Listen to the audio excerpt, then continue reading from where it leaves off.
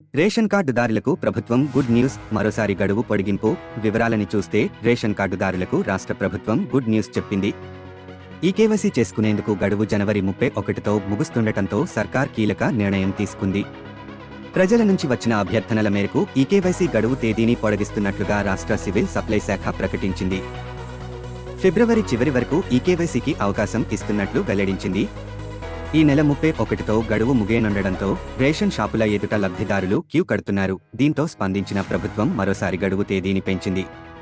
కాగా రాష్ట్రంలో ఇప్పటివరకు 75% మంది రేషన్ కార్డుదారులు ఈకేవైసీ పూర్తి చేసుకున్నట్లుగా తెలుస్తోంది. ప్రధానమంత్రి గరీబ్ కళ్యాణ్ అన్న యోజన పథకం ద్వారా కేంద్రం అన్ని రాష్ట్రాల్లో ఉచిత రేషన్ అందిస్తుంది.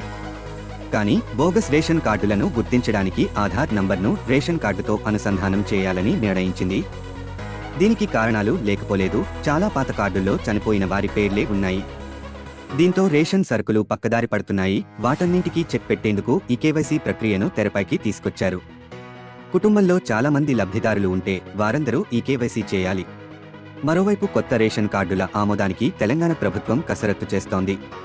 త్వరలో విధానపరమైన నిర్ణయం తీసుకోనున్నారు. ఈ ప్రక్రియ పూర్తయిన తరువాత లబ్ధిదారుల విషయంలో మరింత స్పష్టత రానుంది.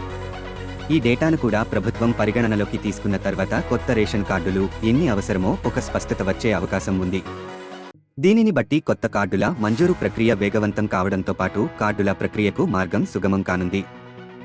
ఇలాంటి ఆసక్తికరమైన అప్డేట్స్ కోసం ఛానల్ని సబ్స్క్రైబ్ చేయండి. వీడియో నచ్చినట్లయితే లైక్ చేయండి.